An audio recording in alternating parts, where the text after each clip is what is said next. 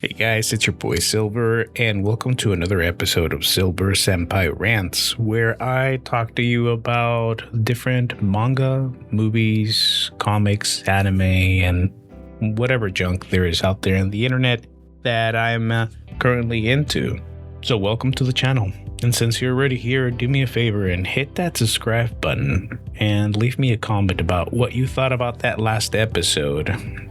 Witch Hat Atelier is the anime I just started watching because my friend Ambu recommended for me to go ahead and check it out. I had been avoiding it for some reason. I don't know why. It has really beautiful art, and I regret taking this long to take a peek at the series. For some reason, at the very beginning when it started coming out, I just, I don't know, it just did not call to me. But then I saw who the creator was, Kamome Shirahama. And if you know anything about Shirahama, Kamome Shirahama, I'm sorry, is that they've worked in a lot of great pieces of media and work. They have things like DC Comics, Batgirl, Birds of Prey. They have Nightwing.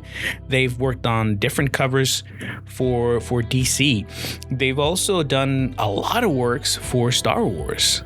They've done a lot of cover art, and they've done also an episode or two of Visions. So this story follows Coco, a young girl in a world where magic is basically prohibited.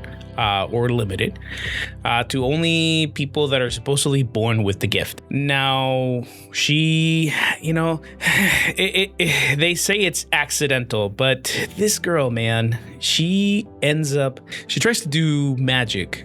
And she saw some magician do magic, and she kind of saw how it went. So she tries to do it herself. And what happens is that it ends up making a whole mess, and eventually she gets rewarded for that mess by becoming an apprentice to this witch called Quifri. And sorry if I'm not pronouncing that right. And she just goes on to different adventures to learn to use her magic, and then turns out she ends up getting involved in some sort of weird conspiracy. I still haven't finished the series. I'm like 6 episodes in. I will report back, but I did want to talk about this series really quick because, again, the art is gorgeous.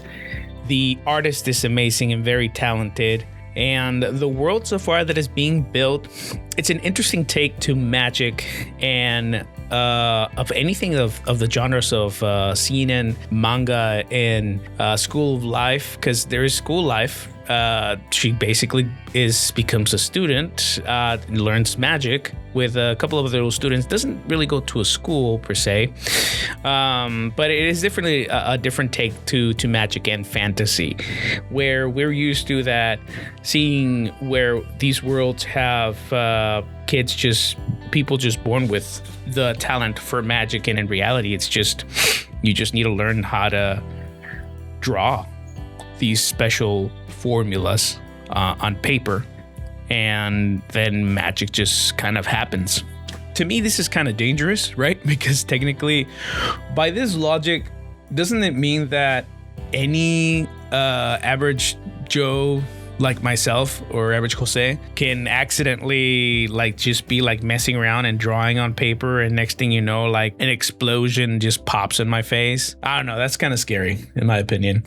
I have an issue with Coco, and it's something having to do with what I sort of mentioned at the beginning. I like characters that have very complex backgrounds where, they went through difficult situations to eventually reach their goals, and they experience a lot of growth, or where they are very mature, but they come into situations to help those in need, I don't know, your normal scene in manga characters, but this girl literally was living the perfect simple life out in the fields of this beautiful world where magic exists and maybe she can't use it, but she was always insistent that she wanted to be a wizard or a witch or a magician. And she would annoy her poor mother, who was just trying to run a business, an inn. And instead of just being like, hey, do your job, help me out, let's make it through this,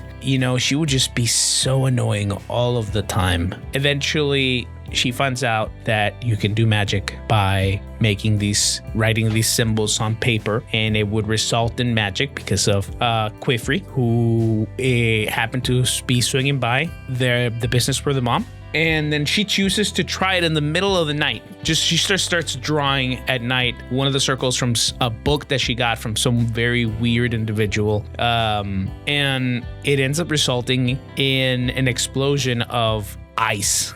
I know that sounds contradictory. Explosion, ice. But literally that's what happened. Like, just crystal ice just came out and abruptly took over the entire building and ended up even encapsulating Coco's poor mom, who is just like the best mom in the world. Supportive, you know, is trying to teach her good things in life. She's doing her thing. It looks like she's very well taken care of and provides for her. Everything is great in her life. Like, she has there is nowhere like, oh, the mom was abusive, or, you know, they were very poor, they could not eat, they were being taken advantage of, or they were born with a curse. No, this girl chose to mess with something very dangerous and not be aware of. And after her mom kept on telling her, dude, relax, stay in your lane, take it easy, enjoy life, help me work. No, this girl was like, I am gonna be a magician. You know, it's not even like the One Piece for, you know, it's not even Luffy that at least he's like, I'm gonna go on this adventure, I'm gonna be the Pirate King, right? In search of the One Piece. But he doesn't affect anybody, you know. He gets, you know, his crew and sometimes takes a little advantage of them, but for the most part, the dude, you know, goes out there, not at anybody's expense, to go do his thing. But this girl, Coco, it cost her mom's life. We don't know right now, so far as episode 6, if mommy is dead or if we can ever bring her back. Not even Quifri knows, and he's supposed to be this very OP magician, witch teacher. Even he doesn't know, you know? And now, instead of holding this girl accountable, right, he chooses to teach her and reward her by making her an apprentice and making her a witch, right? And that just didn't sit well with me. I'm sorry. You know, on one of the I think it was episode 5 or 6, they eventually meet with these authorities from this society, because the